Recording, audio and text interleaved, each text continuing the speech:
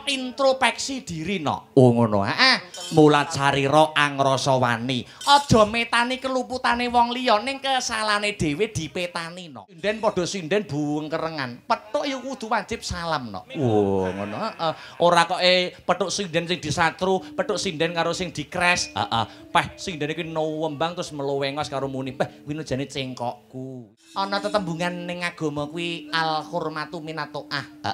Hormat kuwi didhisikne timbang taat. Kowe ora setuju karo sudut pandange. Kowe ora setuju karo pemikirane, karo gagasane, karo opinine. Ning tidak mengurangi kewajibanmu untuk menghormati orangnya.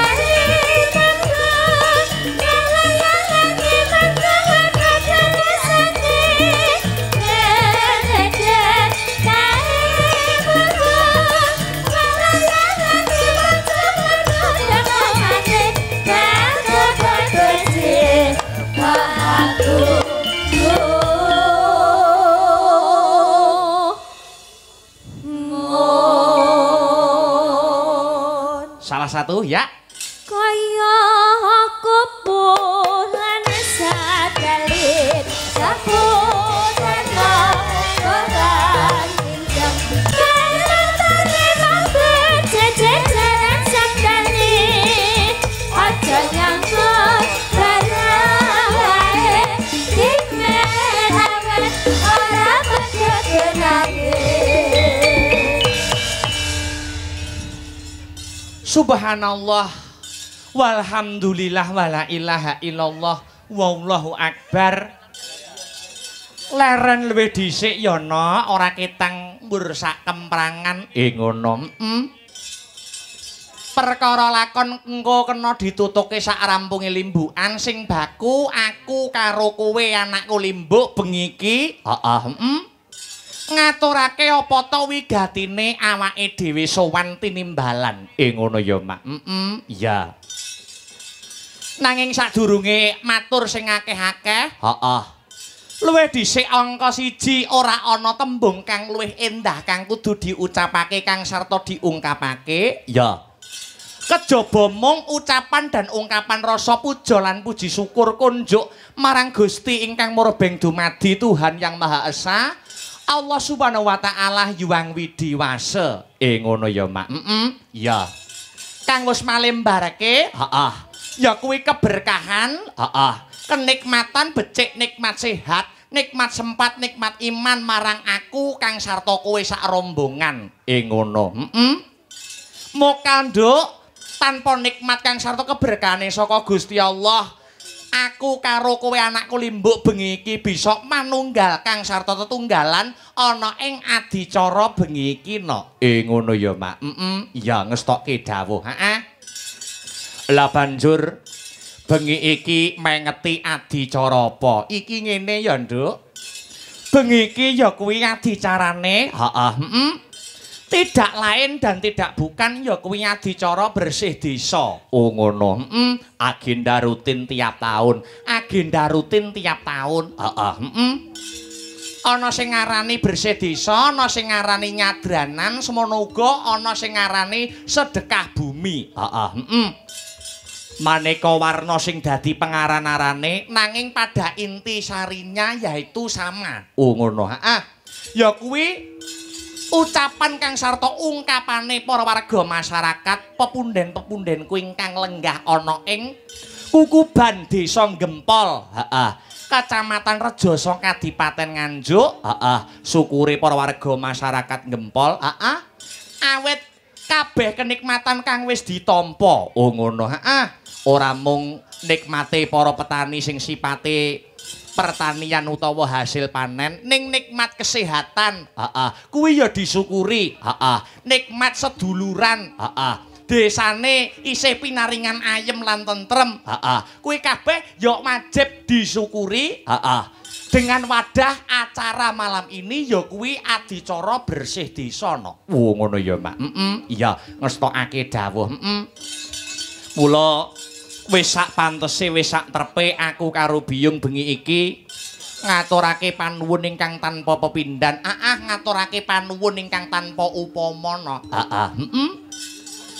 Kunjuk marang sapa wae, Mak. Nuwun inggih menika kunjuk dumateng ingkang angka setunggal. Pepunden kula sapa? Bapak Kepala Desa. Bapak Kepala Desa Gempol. Ingkang nyepeng bawat pemerintahan mapan wonten ing Desa Gempol kendo kenceng butek bening abang ijonipun Desa Gempol. Bapak Budi Setyana. Kang sarta ngaturaken panuwun ingkang tanpa pepindhan. Konjuk dumateng sedaya panitia ingkang boten saged kula sebataken setunggal mbaka setunggal. Ngono. Ingkang dipun pandegani nuwun inggih punika Bapak Ketua Panitia Bapak Pamuji Santosa. Oh ngono ya, Mak. Bapak Jagabaya.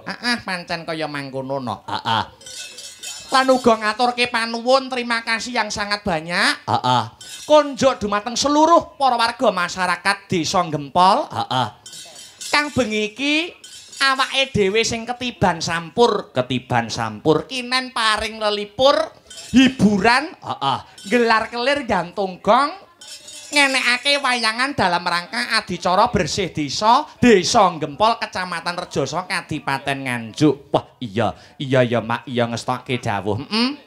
Dene ana ing taun niki awake dhewe sing nampa kapercayan, awake dhewe sak kanca sak rombongan saka Sanggar Seni Astabrata sing nampa dawuh saka pepunden warga masyarakat kang mapan ana ing laladan Desa Gempol supaya paring panglipur. Pancen kaya mangkono no. Bersih desa agenda rutin tiap taun no. Ngono. Jenenge wae bersih desa. Bersih kuwi resik desa wis ngarani. Ngono. Sing diresiki aja mung desane secara lair, ning sak bisa-bisa agenda rutin tiap tahun pendak tahun sepisan iki ayo aja mung ngresiki latar, aja mung ngresiki desa secara tata lair, ning ayo atine, batine para warga masyarakat ingkang mapan ana ing Kukuban Desa Gempol diresiki. Oh, ngono ya, Mak. Carane kanthi cara introspeksi diri no. Oh, ngono. Mulat sarira angrasa wani. Aja metani keluputane wong liya ning kesalahane dhewe dipetani no. Oh, ngono ya, Mak. Sing duwe kleru ucap, duwe kleru tindakan disuwunke pangapura karo tangga-tanggane. Ngono. Awit apa to, Nduk? Bedaning agama, bedaning pilihan. Heeh. Kuwi sok awake dhewe nek ana bot repot. Kuwi sing marani pertama kuwi dudu sing mbok pilih, sing mbok coblos ning tanggamu dhewe no. Ngono. Mula kudu rukun karo tanggane. Ngono. Eling-eling yen ora kleru anggonku sinau, yen ora kleru anggonku ngaji, wong anggone tetanggan no.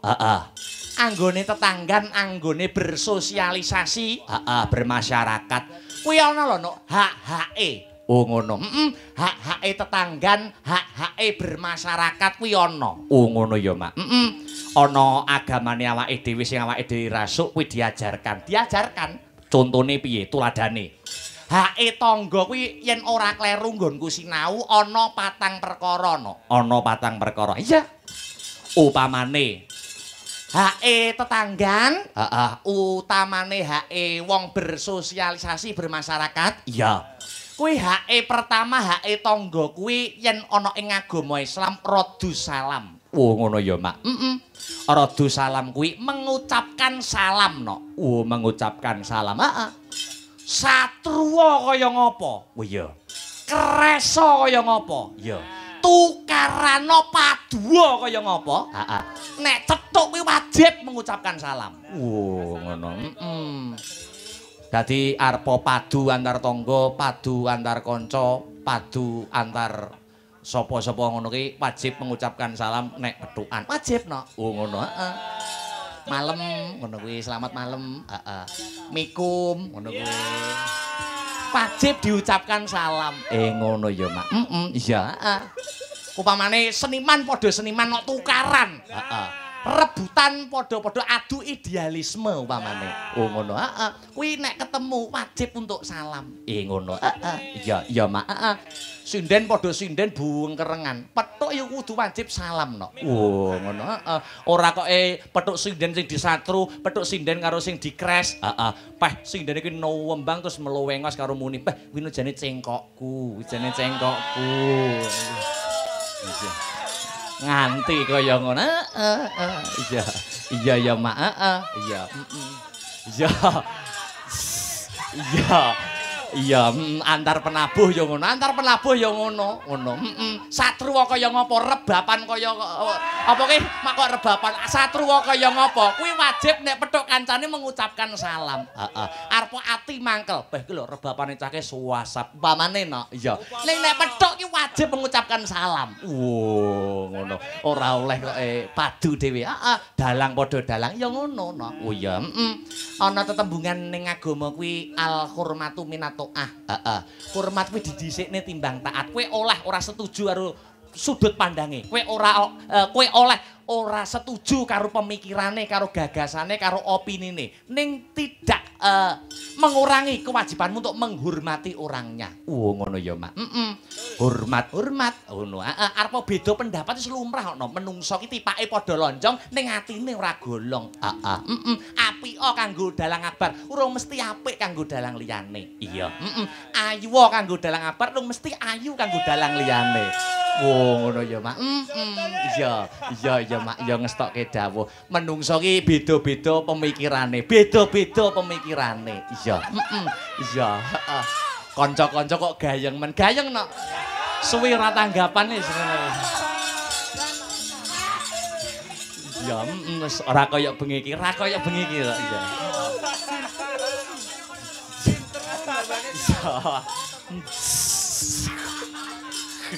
Iya, Radu salam sing angka 2 kewajibane tetangga utawa bermasyarakat nekanono nek diundang karo tangga. Oh ngono. Becik kuwi walimatul urus, walimatul khitan dan lain sak panunggalane. Wah iya.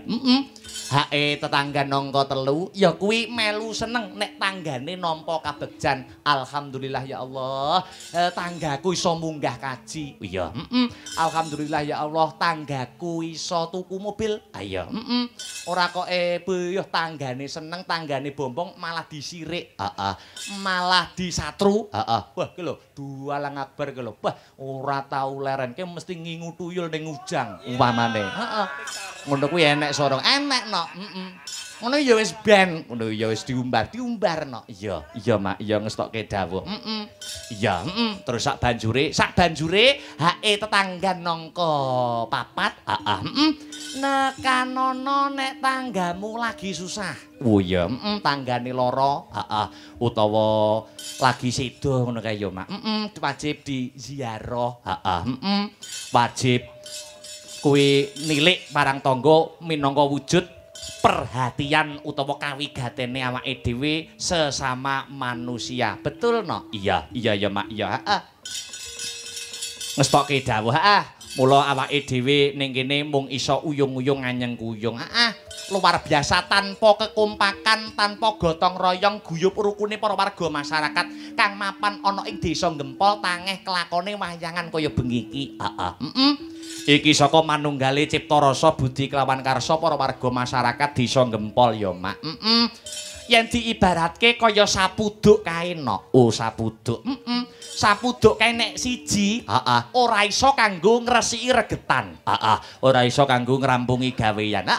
Ning nek sapuduke kuwi akeh, ditaleni sing kenceng nggo ngresiki regetan kuwi fa insyaallah ngrampungi gawean iso kanggo kena kinarya ngresiki regetan. Oh ngono. Kuwi filosofine persatuan dan kesatuan. Guyub rukun gotong royonge warga masyarakat desa Gempol. Ora nyawang kuwi pejabat utawa rakyat, wong sugih utawa miskin. Beda agama ora gendra, beda panemu ora padu. Beda pendapat aja nganti pegat. Wah iya ya Mak, iya ngestokake dawuh. Iya ngestokake dawuh. Sing baku awake dhewe bengi iki ora bisa matur sing akeh-akeh, sing baku mung jurung pandonga. Muga-muga sak rampunge seluruh rangkaian adicara bersih desa Gempol.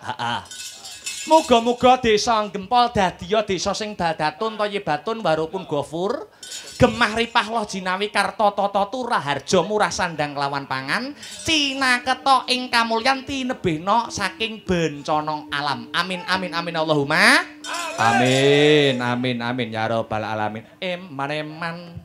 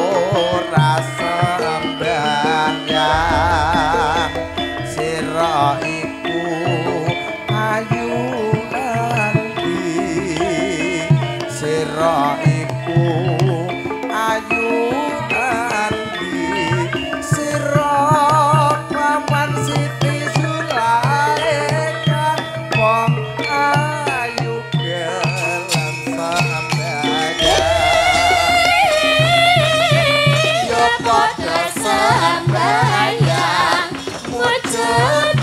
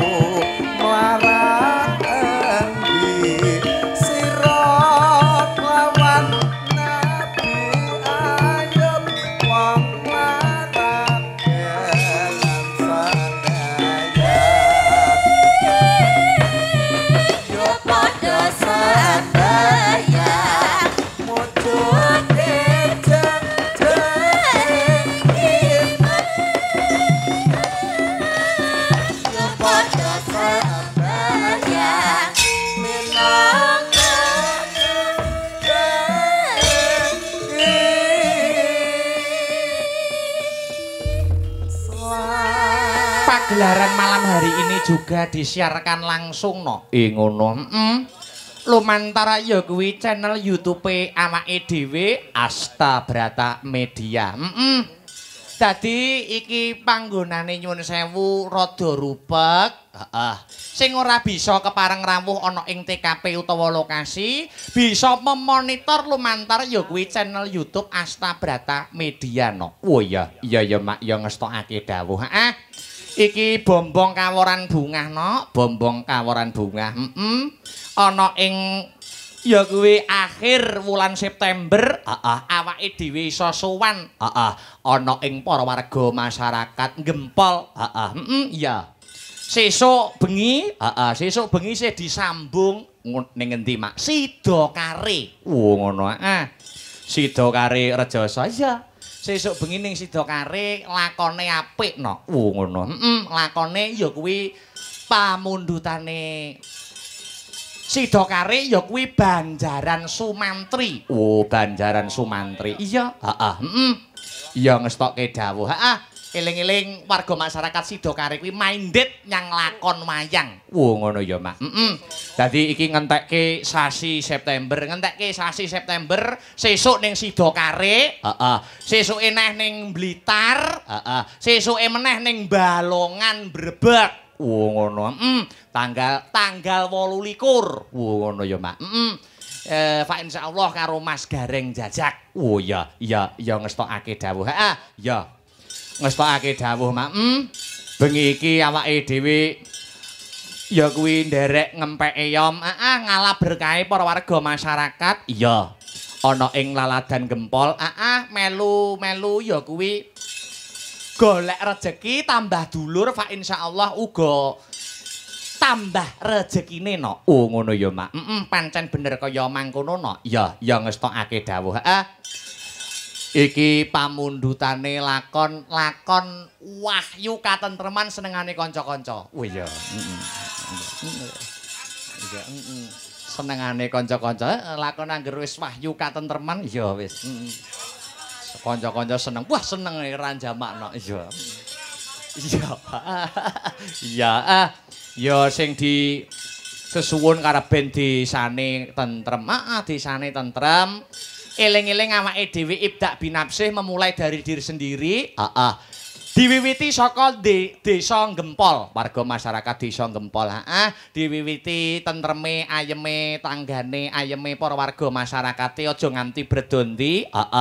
Aja nganti desa sing wis temata iki, ya kuwi rusak. Aja nganti ana sing ngogak-ngogak katentreman, ngobak-ngobak banyu bening, sing rusak marang katentremane para warga masyarakat ana ing Laladan desa Gempol. Mulat sarira angrasa wani kaya sing didhawuhke biyung ana ing ngarep. Ayo saiki dadi menungso, dadi menungso sing apik lan becik, manut kelawan kodrate dhewe-dhewe. Oh ngono ya, Mak. Yen dikodratke dadi petani sing becik, dikodratke dadi guru sing apik, dikodratke dadi seniman ya seniman sing becik, dikodratke dadi pejabat ya pejabat sing apik, pejabat sing jujur, yen kabeh sesuai dengan porsinya, kuwi fa insyaallah temata no. Oh ngono ya, Mak. Temata. Dadi menungso kuwi duwe porsi dhewe-dhewe. Menungso kuwi duwe porsi dhewe-dhewe. Porsine kok nyun sewu, porsi rezekine kok nggur sak gelas cangkir. Kok ngajab banyu sak ukuran galon. Kuwi engko mesti murat-marit no. Oh ngono ya, Mak. Iya. Mula kudu sak gaduking nalar sak kadaring manah, aja ngongso ning tetep ambudidaya. Pancen bener kaya mangkono. Ya. Sadurunge ngaturke para bintang tamu kang sarta mbak-mbak kang sarta adik-adik pesinden. Luwih dhisik ayo ngumandangke tetembangan kang jumbuh kelawan kahanan kang sarta swasana. Apa no? Ya kuwi lancaran bersih desa didhisikke. Ya. Dibawani luwih dhisik ya, Nok. Iya, ngestokke dawuh. Monggo ingkang anyalirani dipun bawani lancaran bersih desa mengke dipun dawaken lancaranipun. Oh iya, Mak, ngestokke dawuh. Monggo. Apa niku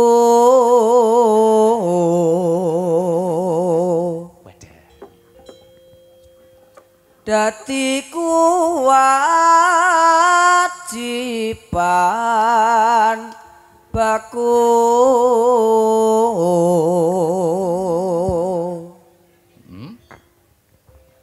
ayo bersih desa